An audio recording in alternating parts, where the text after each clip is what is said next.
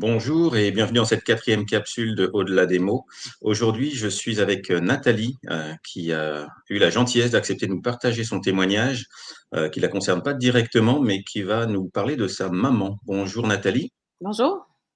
Est-ce que vous voulez vous présenter un petit peu brièvement ou vous voulez directement nous parler de votre témoignage?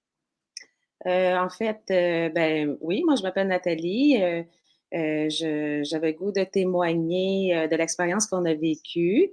Ça concerne ma mère qui avait, à ce moment-là 82 ans. Elle a, suite à sa deuxième dose de vaccin de Pfizer qui était le 11 juin 2021, 24 heures, après sa deuxième dose, pardon, elle est devenue vraiment, totalement inapte au niveau cognitif. Elle, elle ne se souvenait plus de rien. Je souhaitais raconter l'histoire pour qu'on puisse entendre ce qui s'est parfois passé, que ça soit, en lien ou pas. Je me dis qu'il faut en parler pour qu'on puisse savoir, ce qui s'est passé, ce qui est parfois, et parce que je me dis qu'au niveau scientifique, si on parle pas de ce qui s'est passé, ben, on peut pas savoir. Alors, j'avais le goût de partager cette histoire-là.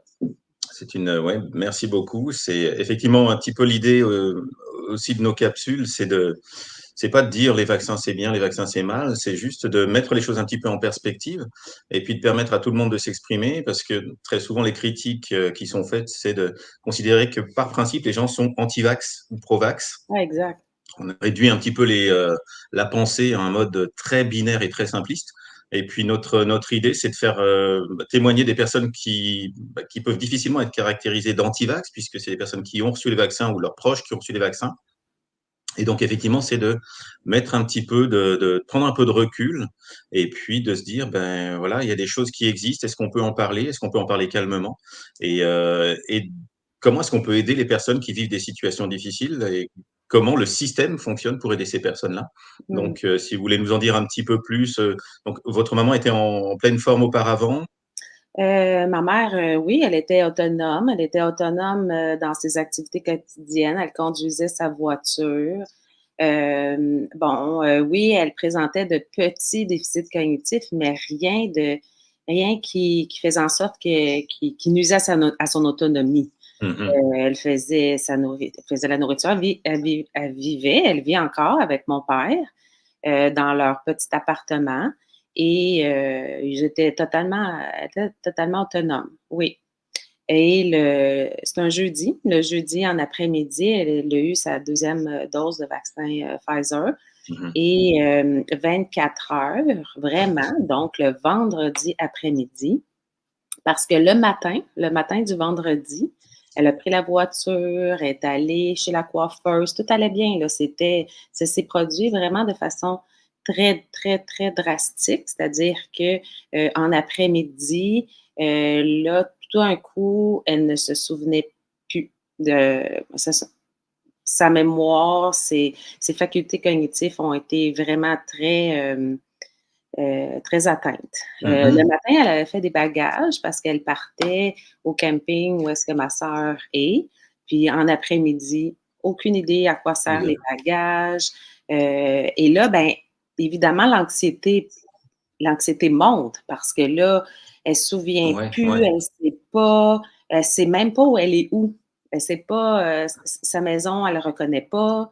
Oh. Elle reconnaît les gens, elle reconnaît mon père. Quand elle est arrivée au camping à ma Mmh. sœur, elle reconnaît ma sœur, ses proches, mais elle C'est tout le était contexte autour, le contexte dans le temps et l'espace qui, là, elle était totalement, vraiment totalement confuse. Donc OK. ma sœur, me contacte. À ce moment-là, il y a une ligne info COVID. Alors, Mmh. j'appelle l'infirmière là-bas.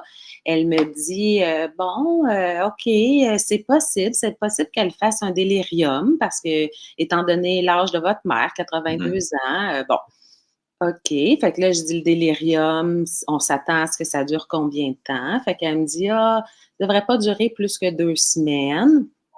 Mais au bout de 2 semaines, Il y a absolument rien changé. En fait, à partir de ce moment-là, là, le vendredi après-midi, pour ma mère, il y a plus jamais rien qui a changé. Je veux dire, il y a pas eu d'amélioration aucune. OK. Et là, ben, évidemment, là, quand ils reviennent du camping, on consulte, au niveau médical parce que Mmh là, mh. le changement est tellement drastique que là, on se questionne. Donc elle voit le médecin, son médecin de famille qui elle aussi est trop parce elle connaît ma mère, elle a déjà Mmh mh. souvent, tu sais, c'est un suivi régulier qu'elle avait avec elle. Fait que là, elle voit vraiment que ma mère, elle est vraiment totalement confuse. Donc, là, il y a eu évidemment des formules sanguines, des prises de sang, il y a eu un scan, il y a eu une résonance magnétique et mis à part un petit nodule qu'elle avait sur une glande, la parathyroïde, là, Mmh mh. ils ne trouvent rien. Ils ne trouvent absolument rien. Mais sur les formules sanguines, ils voient que son calcium il est trop élevé. Alors, OK. eux, ils attribuent sa confusion à ce taux de calcium-là trop élevé. Donc, et ils disent que le petit nodule sur la parathyroïde peut être, la ça peut être à cause de ça qu'il y a un désordre au niveau de son OK. calcium, puis que c'est pour ça que c'est trop élevé. Et Donc au moins il y a une piste, possible, une explication possible à son à sa état, confusion un OK, peu. ouais, Oui, ouais. exact. Donc, elle subit une chirurgie là, en août qui vise à enlever la petit nodule sur la parathyroïde. Puis, c'est un petit adénome, là. Il Mmh l'enlève mh. et puis, mais puis les médecins vraiment sont certains, moi, m'ont dit: «Écoutez, pas trop d'attente». Honnêtement, j'en avais pas vraiment d'attente parce que, j'étais vraiment, j'étais vraiment pas certaine que le taux de calcium était en lien avec sa confusion, Mmh étant mh. donné que, heu, le drastique, là, vraiment le changement très, très Oui, drastique, ouais, là. ouais. Mais il y avait des médecins qui nous disaient: «Ah nous, on pense que ça va rentrer dans l'ordre». Fait que, puis tout ça, ben, crée un peu d'attente auprès de notre père et son Ah oui, conjoint, tu sais, parce que, lui, il a espoir que, après l'opération, sa ça va conjointe se redevenir un peu rétablisse normal, comme avant. Ouais, oui, exact. oui. Mais malheureusement, non, effectivement, la chirurgie a absolument, vraiment ça a fait aucun changement. Depuis 3 ans, ma mère, elle demeure dépendante pour Mmh. tout, en fait. Elle marche, là, tu sais, je veux dire, physiquement, Mmh mh. elle est autonome. Tu sais, elle est autonome pour la Ah, il y a marche. aucune atteinte musculaire, aucune atteinte, Non, tout a été neurologique, à composante physique, mais c'est vraiment plus, mental en fait, une confusion, qui tout l'aspect cognitif, ouais. ouais, Tout qui l'aspect persiste. cognitif, qui aujourd'hui, tu sais, même, des conversations sont plutôt limitées, sinon, Mmh mh. tu sais, elle est présente, elle reconnaît encore ses proches, ça Mmh mh. c'est quand même un aspect positif, Ouais, mais pour toutes ses activités, elle a besoin d'être dirigée pour, son d'accord. hygiène, pour, faire à manger, Ouais, les gestes simples du les gestes quotidien, simples, ouais. c'est plus possible. Alors, non seulement quand ça arrive, c'est sûr que c'est un gros, gros choc. Il y a, en tout cas, pour ma part, il y a eu comme quand même beaucoup de colère, beaucoup Mmh. d'incompréhension, beaucoup de à essayer de trouver des réponses, de Mmh trouver, mh. le pourquoi, le comment, puis, à ce jour, j'en ai peu, j'en ai peu. C'est sûr que j'ai beaucoup exploré l'aspect de la vaccination Mmh mh. parce que le délai, tu sais, je veux Oui, c'est dire ça, oui. entre Il y a une, au moins une coïncidence, très forte dans très fort. la Ouais, brutalité et puis le moment de la survenue des symptômes. Alors qu'il y exact. avait aucun signe avant-coureur, il y avait pas eu de petits moments d'égarement, de confusion? Après le premier vaccin un peu, oui, je vous avoue. Oui. Après le C'est pour premier, ça, d'accord, oui, après la 1re d'accord. dose, heu, pas, Mmh. tu sais, comme je vous ai dit, là, elle a repris sa voiture, elle a Ouais, reconduit, ouais. elle était autonome, mais quelques jours après sa 1re dose de vaccin, il y a eu un peu de, comme un brouillard OK, cognitif, comme, OK, pas, moins alerte, moins, OK, ouais, c'est ce qu'on avait remarqué, s'est replacé après, quand même des quelques jours. Je dirais pas des OK. semaines, là, mais quelques jours. Mais oui, oui, il y avait Ouais, eu après le premier à la première dose, un petit petit ouais, petits signes, des petites ch ouais, qui a posteriori qu'on peut, effectivement, également lié à des questionnements par rapport aux causes. Et exact. quand vous aviez parlé à l'infirmière sur la ligne Info Québec, est-ce qu'elle vous avait mentionné que ça pouvait être, faire partie des effets indésirables connus ou pas du tout? Est-ce qu'elle a envisagé que ça pouvait être lié à la vaccination ou pas du tout? Quand je lui en ai parlé, étrangement, tu sais, je lui ai expliqué, là, elle a vraiment misé sur le délirium, là, que ça pouvait être un Ouais, délirium en OK. lien avec, bon, mais j'ai dit, ça peut, elle me donné un délai de 2 semaines.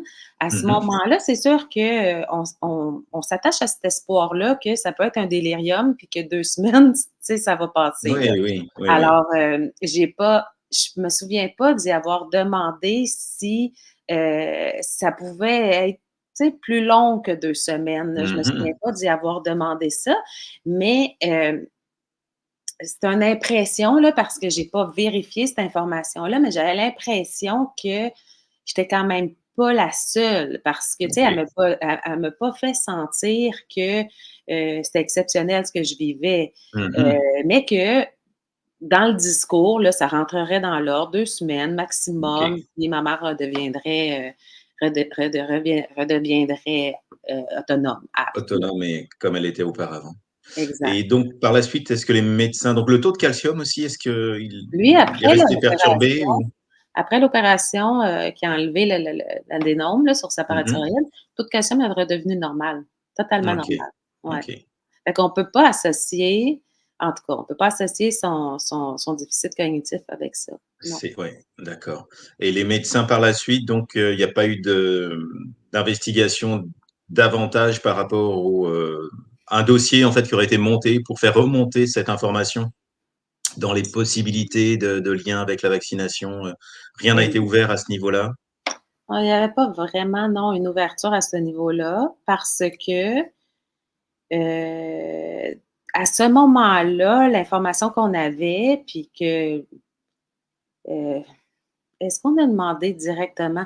On était là, tu sais, même quand j'en parlais là, moi là, dans mon entourage, quand j'en parlais, Mmh. ben, la majorité des gens avaient tendance à plus, me dire que non, non, non, non, ben non, tu sais, ça se peut que ça soit l'âge, ça se peut que ça soit, Mmh. oui, oui, Parce que c'est oui, c'est une peut-être, possibilité, oui, tout à fait, mais oui.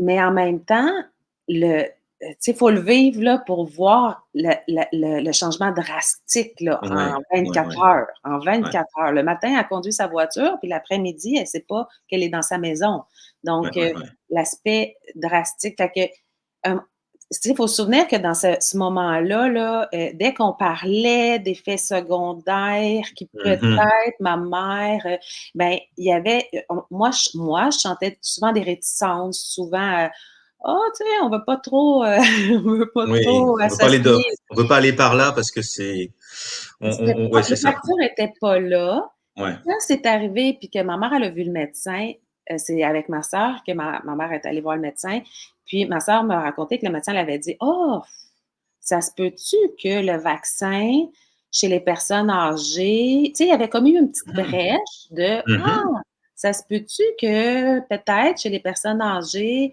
Ouais. il y aurait peut-être des effets qui seraient pas Mmh. souhaitables en fait?»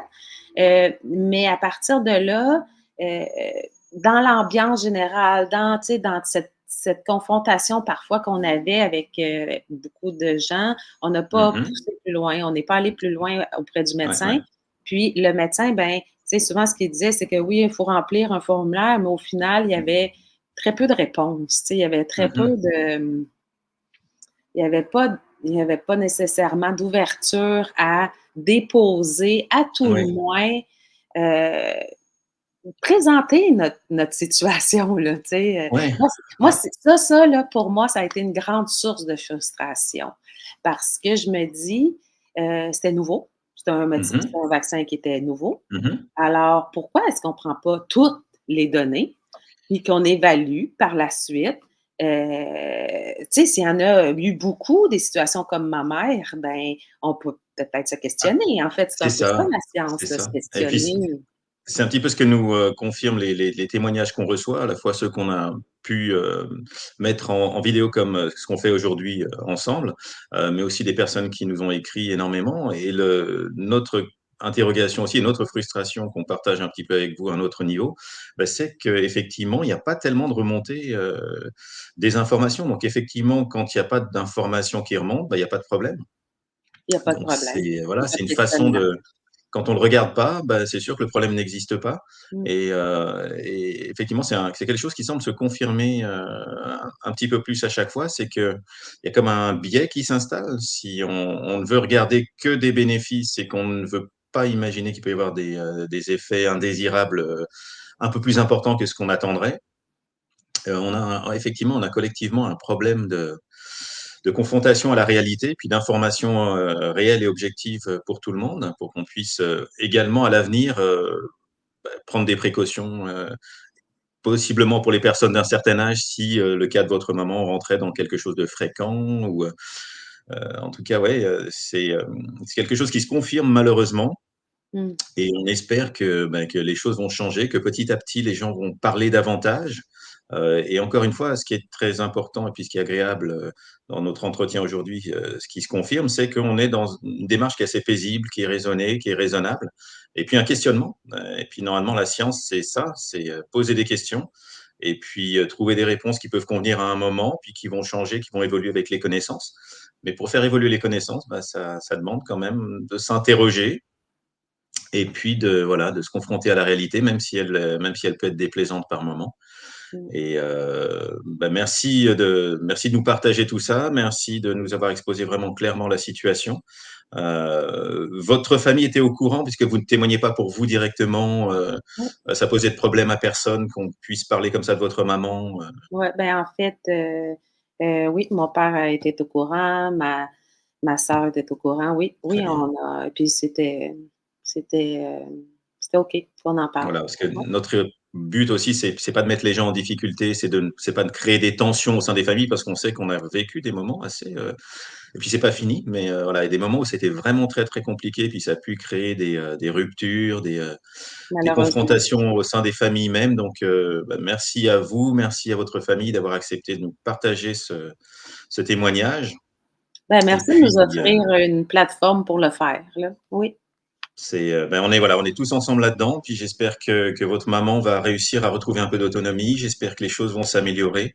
Mmh. N'hésitez pas à nous tenir informés si on a des bonnes nouvelles, parce que ça fait toujours plaisir. On aime bien aussi savoir que on est là pour partager un petit peu les problèmes, mais on aime bien aussi avoir des bonnes nouvelles à annoncer, puis des bons retours. Mmh. Donc, Parfait. Oui. merci Merci. beaucoup. Je vous souhaite une très belle journée Merci, et à vous puis aussi. on espère que voilà que les choses vont s'améliorer de votre côté. Merci. Au revoir Nathalie. Au revoir.